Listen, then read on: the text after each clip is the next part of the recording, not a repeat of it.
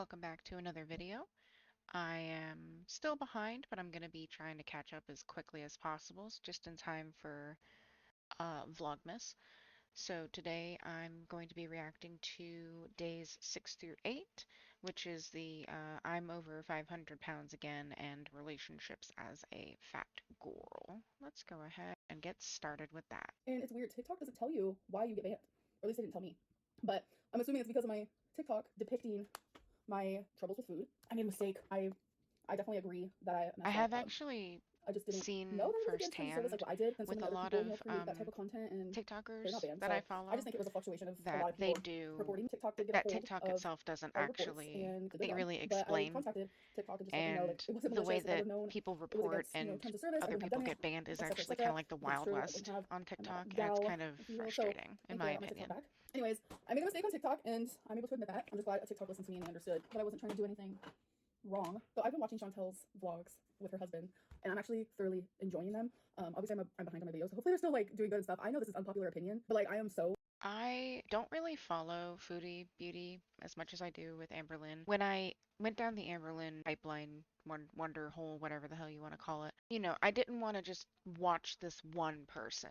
I wanted to kind of look at the people that were similar to her, that people say are similar to her, and I wanted to kind of use that as a way to be like, okay, so, are the things that Amberlynn is doing, indicative of somebody like her, or is it just like just I did look at Foodie Beauty a little bit, but I didn't really vibe with her stuff. Like her stuff is more chaotic and I don't really have anything constructive or nice to say about her like I do with Amberlynn. So I'm just kind of choosing to not really pay attention to it. Like I see reaction channels kind of talk about them at the same time, and I know that the two of them have like drama and things like that. I do know that like Foodie Beauty like just like sporadically went to a different country to marry a man that she didn't even really know. And to me, that just all screams like mental break. Like she had, I don't know, like she lost her mind and, or she's doing it for citizenship purposes, or maybe he's paying her or something.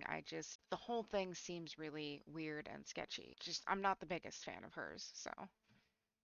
Happy for her. I know there's a lot of haters out there who like to talk crap about Chantel, talk crap about Feline, and how they're like we're just being used and all this stuff. I have nothing. I literally have nothing to give Feline besides my fucking heart, my body, my love. Like I have nothing to. I don't really know if I agree with that.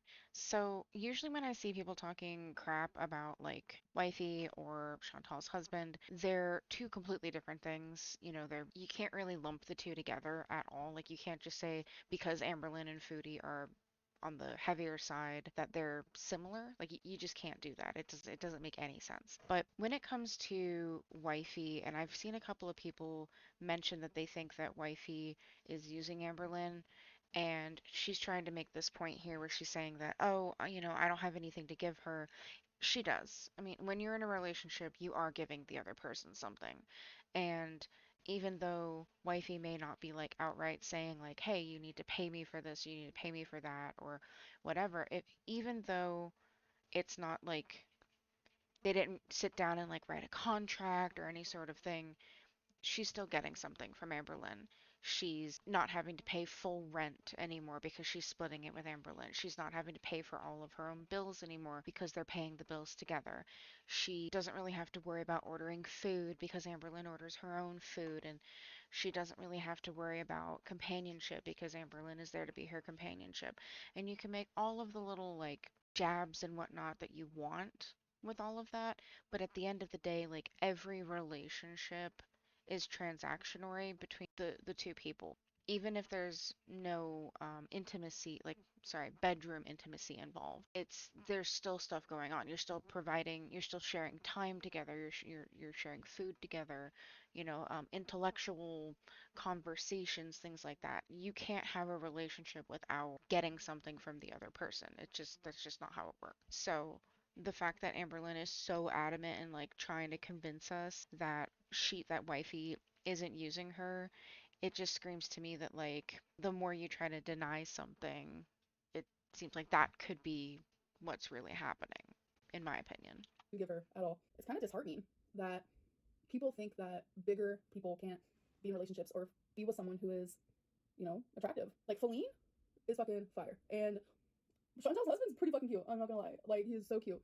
And I don't think it's that anybody I don't think it's that people don't think that she could be in a relationship because, like, clearly Amber has she has a type. She goes for people who, well, traditionally, from what I understand, she's interested in people who have to rely on her. So she gets that, like, satisfaction of being the one who's, like, in control of the relationship. And with this new person who has a job and you know, probably has a life outside of the apartment that Amberlynn can't be a part of because of her weight. It feels to me, from all like the emotional turmoil that we've seen this season, it feels like Amberlynn is having a hard time accepting that she has to split the time she gets with wifey, with other people, or with wifey's job, or wifey's family. So she's, trying to say that like, oh, people just don't think that, we can be with somebody because I'm a bigger girl. I'm like, that's not true. Like, and nobody said that.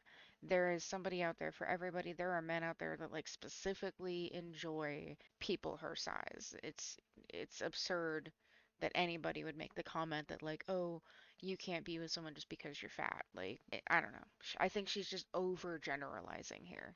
we don't see what happens behind closed doors. You guys don't see what happens with me and Feline. You guys don't see what happens with Chantel and her husband. Nothing. So it's like to assume that Chantel and her husband are like using each other is just like insulting because it's not always about looks. And plus, I think Chantel's very pretty, you know. And some people aren't shallow; they just aren't. This also ties into TikTok. There is It has so nothing to many do with like being whoa, whoa, shallow. whoa If you're there. not There's so attracted many to somebody, you're not different channels attracted to somebody. on TikToks, on TikTok where there is bigger females that are like my size, Chantel size. They're with like what is like the standards for attractive thin people, and people are just so shocked by it. And then that's when you start asking yourself, what's wrong with society? Why can't people like Chantel and I be in happy, healthy relationships just because someone loves us, truly, just because someone finds us attractive, truly?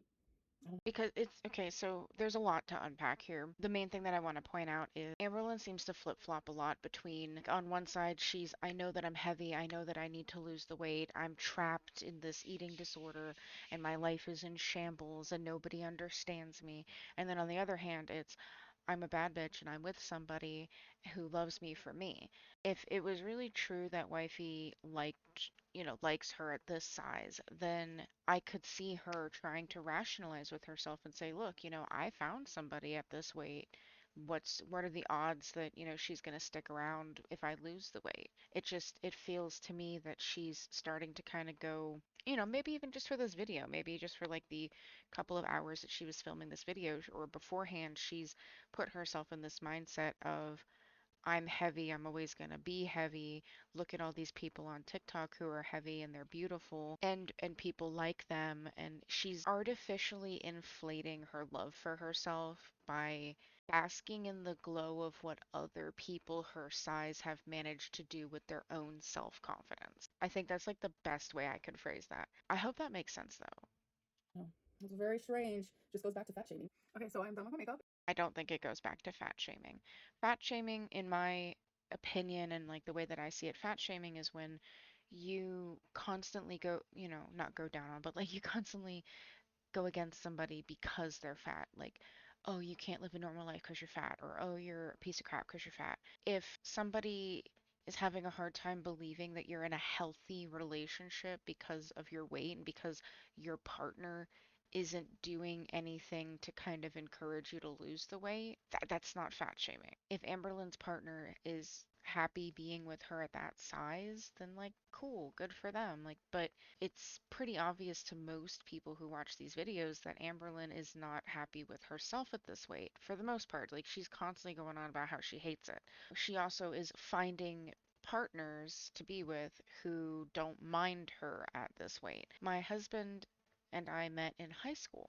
And I was like 175, 185 around there in high school. Bibbidi bobbidi boo. By the time we actually got together, it had been like 5 years after I had my first son, and I was 240-ish. And then um, after I had my second, child, I was up, I think my highest weight was like 280. It was just, it was a lot of hormonal issues and things like that. And me putting on weight did put a strain on things, not because he wasn't like attracted to me, but because like I clearly was not doing well, like health wise. I was struggling to breathe, struggling to sleep, like just eating or anything, like just existing was a nightmare. You can't, there's nobody in the world that can tell me that Wifey and Amber haven't had a similar conversation or at least thought about it. Like, there's no way that Wifey is looking at her and going, yes, perfect.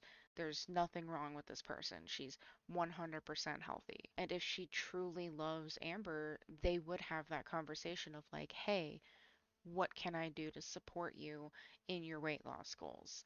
You know, how can we work together to get there? Like, what do you need from me in order to feel supported?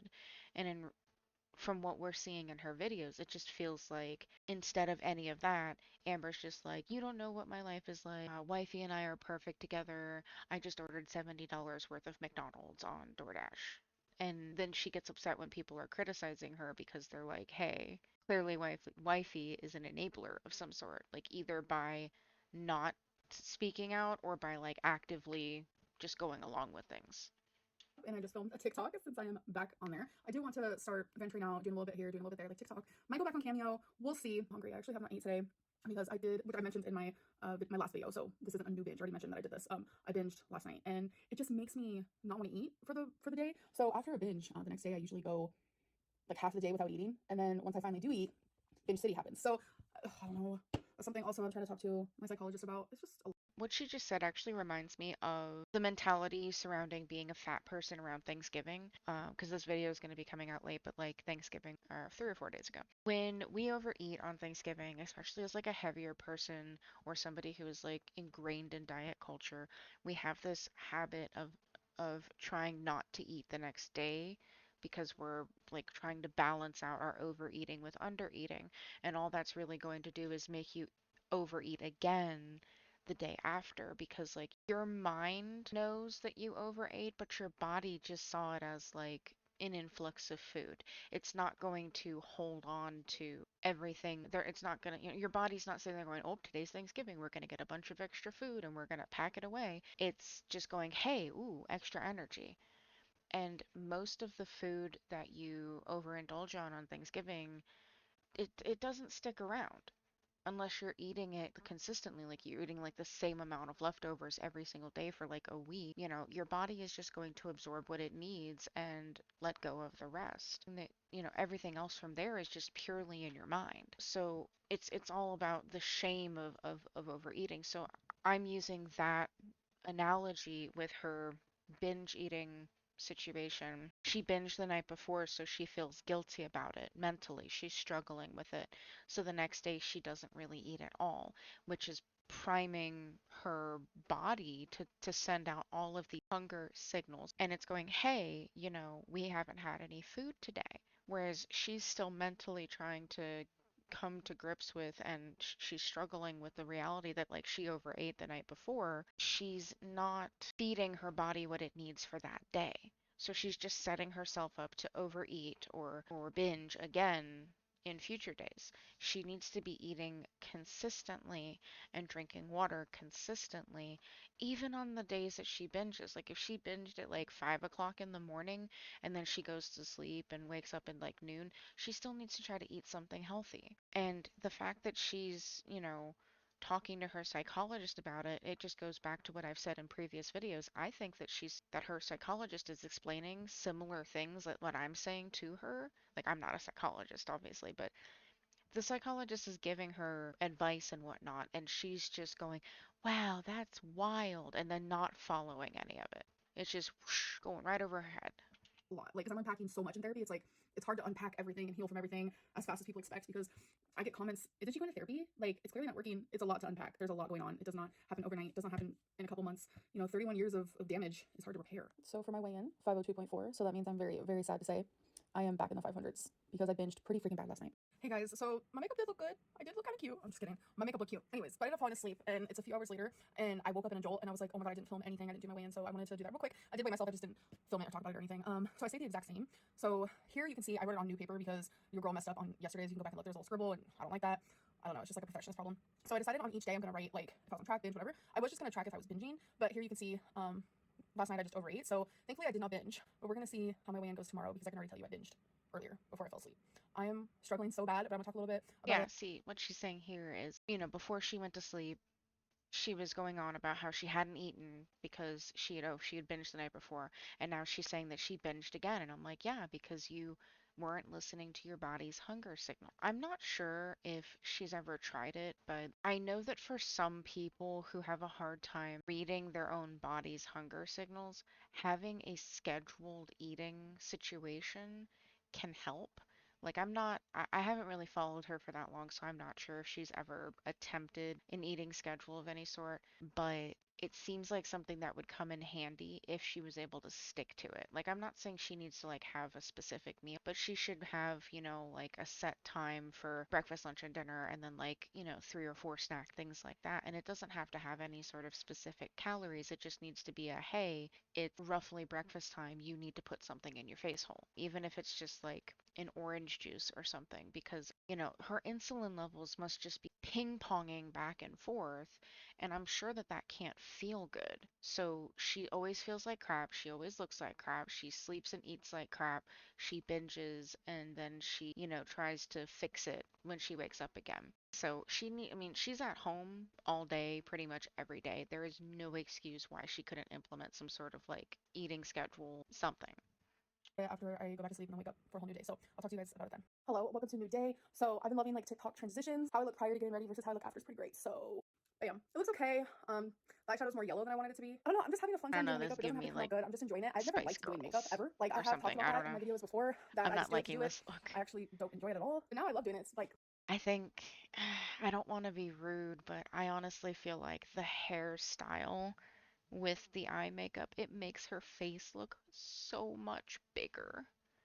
Like I don't know. Like it's given with the cardigan and everything, it's given me like modern day hip hop Barney or something. I don't it's and like she's feeling it. She's like, "Oh, it looks okay." And I'm like, "Yeah, well, not everybody is going to love everything you do and that's okay." Like I personally don't like it, but if she liked it, cool, good for her. calming and fun. I think it's just because I'm getting a little bit more like creative in what I'm doing, and I have my hair in these little tiny pigtails. I don't know. I feel a lot better than I did last time I vlogged. I just realized I did not weigh myself, which is okay because I have not eaten yet, so I still have time to weigh myself. But I have to take off everything. I weigh myself naked. Like I take off my bra. If I have jewelry on, I take it off. I literally take off everything. So I have to We've do that before I already eat. discussed that I gotta that makes remember to do that. absolute no sense to me to take off your clothes. Okay, guys. So I weighed in. Today is day 8, November 10th at 5:05.0. Very sad. So that means I have 48.8 to go to reach the goal by February. I'm clearly struggling with my binge eating. That is very apparent, but I am going to be counting calories today. I already ate. I had at Amy's TV dinner, which was risotto.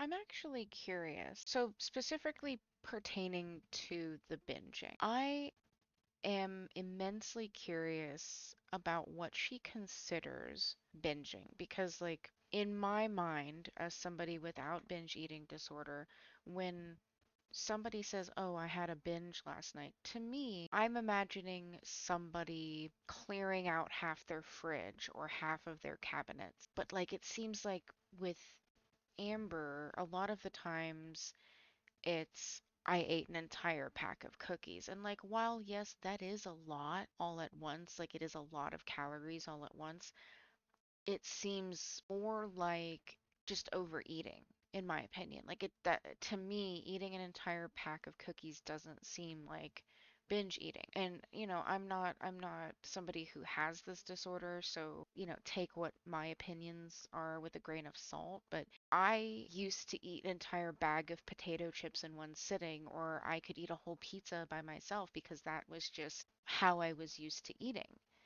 Is it entirely possible that perhaps Amberlynn is just sitting down and boredom eating an entire thing of Chips Ahoy and then looking down at it and realizing, oh shit, I've eaten an entire bag of, and then she's like, oh, this is a binge.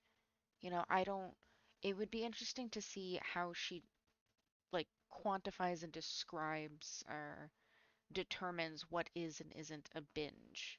Because, like, I've seen her say, oh, I overate last night, or oh, I did this. How is she determining the difference between a binge episode and overeating? And that was like, I don't know, I have it logged in my Lose It, which is the app that I'm using to count calories. It was below 300. It was like 240 or 270, one of those two. So that's all I've had today. I want to say around 1600 calories. I also want to say that, like, these really low calorie counts that she likes to set for herself, from what I understand about calorie counting, that is not enough. Like, the average person needs, at least 2,000 calories a day. And then, of course, it matters, like, what you're eating. That whole mentality of, like, oh, only eat like 1,500 or 1,200 calories a day to lose weight. I firmly believe that it's not healthy. It's especially if you're her size and you're trying to cut back. Like, what she should be doing instead is figuring out roughly how many calories she's eating in a day normally, just normally eating, even including binges. Like, write down everything you've eaten and calculate out your calories for an entire month to get an idea of like what you're eating on average every day, and then cut it back by like 10%, because that's still going to be enough to help you feel full, and you're going to lose a little bit of weight from it. So, like, let's just say she's used to eating like 5,000 calories a day. Let's just throw that number out there. It may be more, it could be less. Cut yourself down to like 4,500 and then consistently eat about 40. Don't try to get to 4,500. Just say, I'm going to try to stay below 4,500 for an entire month. And then if you're feeling good about that, then cut it back down to four. Because then that way your body's not going to go into shock and be like, what the hell is happening? You're just eating slightly less. Make healthier choices throughout the month. Don't just be like, oh, I'm only going to eat greens, or I'm only going to eat this and I'm never going to eat a cookie again, because clearly that's not working for you. Been days that I would have vlogged, but since I'm doing the weighing in for 100 days, I had to vlog because that is what I told you guys I was going to do and I told myself I was going to do. So it was a had to situation type deal. All right, you guys, time for the haul. Got some Mexican shredded cheese, some pizza rolls. I got this I don't Asian medley understand why she vegetable kit, which I love. calls Some white these rice. grocery Minute things just cooks hauls. faster. So that's the one that I prefer to It, get. like, to Got me, a haul this is like, Amy's bowl. It's a ooh, I Mexican casserole, which is one of my splurged and I favorites. spent money that I Some shouldn't turkey have sausage spent. patties. But I don't know what it this was, is just but I like, was craving a fish here stick, are my okay? So don't groceries judge. for This is the newest Amy's the that I've tried. It's the Asian dumpling. day You or the guys, this is week. honestly so good. Hello. So it is the end of the night, and I wanted to show you guys, if you guys remember, I showed you guys the beginning of my doodle poster, and I have finished it. There are a lot of elements that are kind of strange, but I don't partake in this specific kind of artwork, but it seems like she enjoys doing stuff like this. This seems like something that you would enjoy if you were on like mushrooms or something. Just, very slowly color designing things. So, I just wanted to give you guys a little look at that. And then I did my typical thing that I like to do. It's also another version of a doodle poster, but just a little different. You know, speaking of art, I love art. Okay, I'm not knocking it or anything, but it is one of those things where people literally just get to draw whatever they want. They can take however it could be a 5 minute drawing, especially if you're like a famous artist, and you can make that $100,000. It's literally just a circle, and it's $100,000. Like it is, art is just the weirdest concept when it comes to stuff like that. Then you go into Target or Home Goods and see the most beautiful freaking piece of art, and it's only like 40. yes, because the artwork that somebody is producing, there's only one of that thing, whereas the stuff that's in a store is mass produced. It seems to me that she doesn't understand how, like, beauty is in the eye of the beholder. Picture of a dot, that could be an artist's piece or, description of like loneliness, and it may seem stupid to some people, but to others they may be able to like see the loneliness. It's all about what you're seeing in the artwork. Like, a lot of people, I'm sure a lot of people are looking at her artwork and going, "Wow, that's really infantile and stupid and childish." And she's over here like, "Yeah, this is my art and this is what I like to do." Everybody likes different things, and that's okay. But the stuff that we buy in stores is not supporting the actual artist anymore. The artist is selling the rights to that, or it's just straight up stolen in some cases. Whereas if you're paying somebody for art, you're basically tipping them for their time. You're paying them for their time, and you get something that is unique and one of a kind. So, I don't know much about art, especially like really expensive art, so don't knock me. I don't know if they're using gold in the paint, gold in the pen, diamonds do not come for me. But art is just very, very interesting. And yeah, but that's my version of art, folks. I have so much fun doing that though. Like truly, truly. this is a pretty short and sweet video. Not really much to comment on for it, unfortunately. But thank you for watching, and I'll see everyone in the next